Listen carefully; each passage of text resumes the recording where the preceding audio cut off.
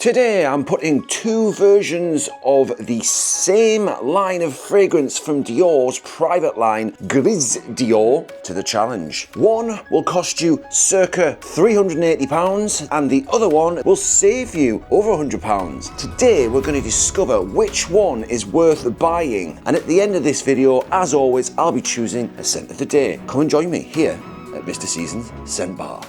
Thank you, viewers and Nostradamus, for joining me for another snack-sized bite of fragrance content. And in today's video, I've got two big players in the fragrance game by Dior in their private line. In one hand, I've got the Extrait, the strong stuff, and then in the other hand, I've got the EDP. This one's actually 125 mils, but they stopped doing that one. It only comes in 50 mils, 100 mils, and 250 mils. So yes, I'm gonna tell you guys which one you should consider. If any of them, stick around because I'm going to be brutally honest in my review. I've worn both of these fragrances and the jury has made its decision. I am going to deliver the verdict. As you will see, if you're new to the channel, I have quite a lot of fragrances behind me at the scent bar.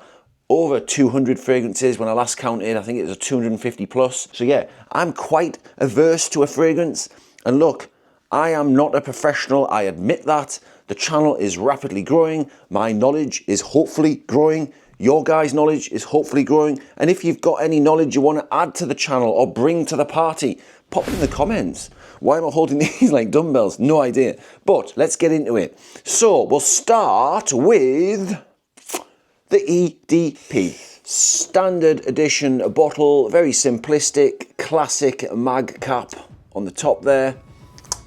Expensive. The Dior private line is very expensive.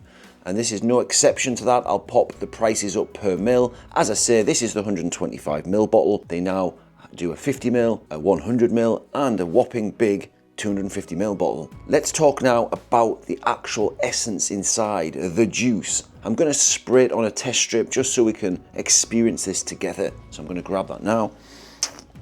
We'll go over the aroma that I get up my Nostradamus. And guys, if you're new to the channel, yes, Mr. Seasons calls his nose his Nostradamus. It's just one of these things. Right, let's spray it. Ooh, I feel like I'm hemorrhaging cash. Oh, guys, honestly, this fragrance in the opening is a really beautiful, expensive, luxury fragrance.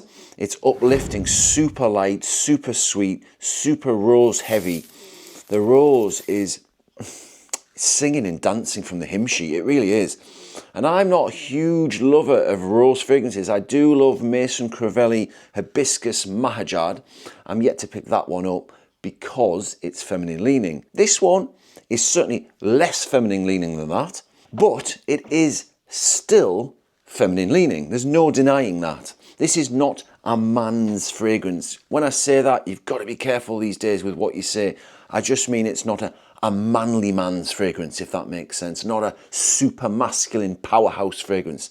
This is a light, airy, uplifting rose fragrance.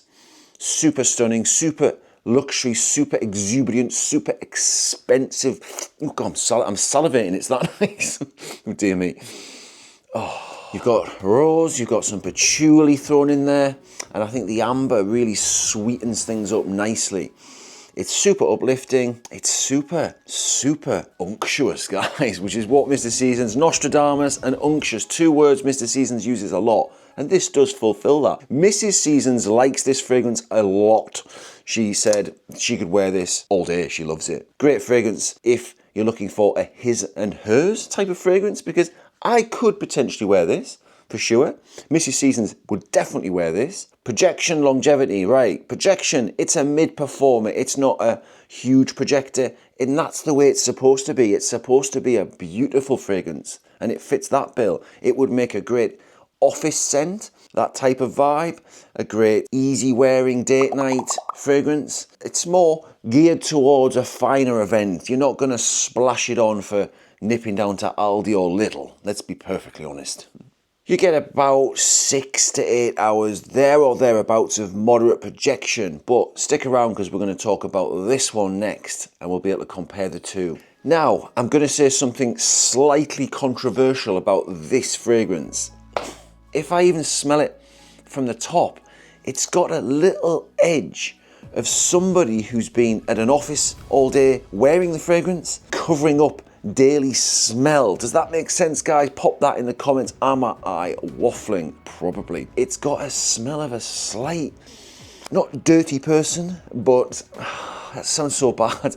I'm trying to explain it as best I can, but yeah, somebody who's been wearing the fragrance all day. It's still a beautiful fragrance, don't get me wrong, but it has a bit of a slightly old, sat around all day sort of smell. Right, I'm waffling, let's shut up. Okay, so let's move on now to the Extrait, or as I like to say, the Extrait. Supposed to be a lot stronger, and it's a lot punchier on the price. This is an 80ml. I'll pop some of the prices up here. Comparable, yes, from the top even, but with subtle differences. When I wore this as opposed to this, I instantly detected, and I'll spray it on a test strip, it's only fair, I instantly detected, feel like I've hemorrhaged even more money now. Yeah, much more manliness. It's not like a beefy masculine scent. Of course not, it's got rose in it. It's light on the rose still. It's got lots of rose, but it has much more muskiness. There's far more depth and character, far more wood. Yeah, much more wood as opposed to the EDP. The EDP is sweeter, lighter, more rose heavy, less musk, less wood, less oak moss, whereas the Extrait is far deeper, darker, richer.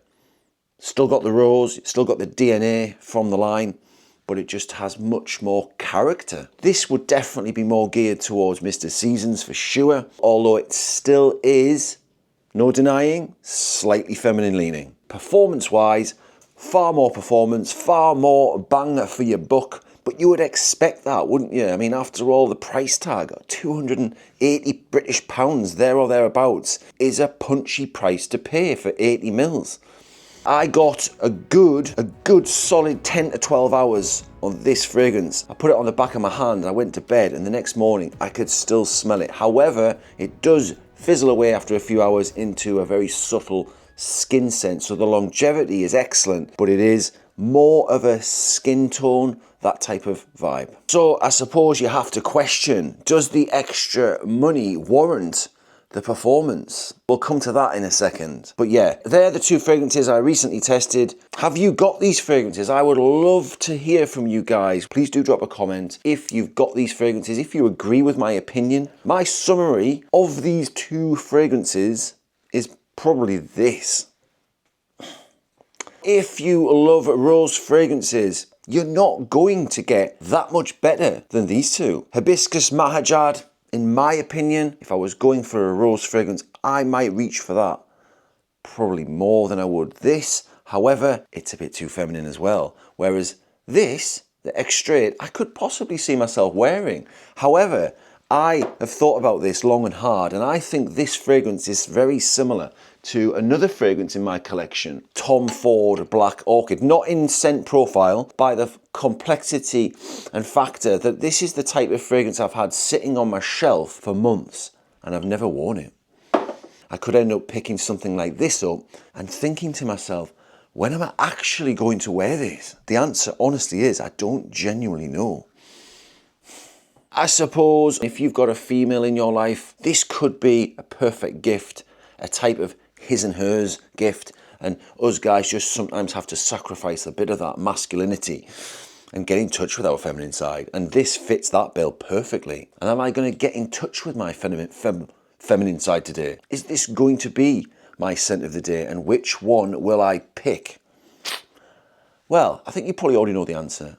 I'm going to pick one of them, and it's going to be the Extrait, because I want to feel more butch and manly. I mean, I'm feminine enough at times, so let's get in touch with some masculinity today.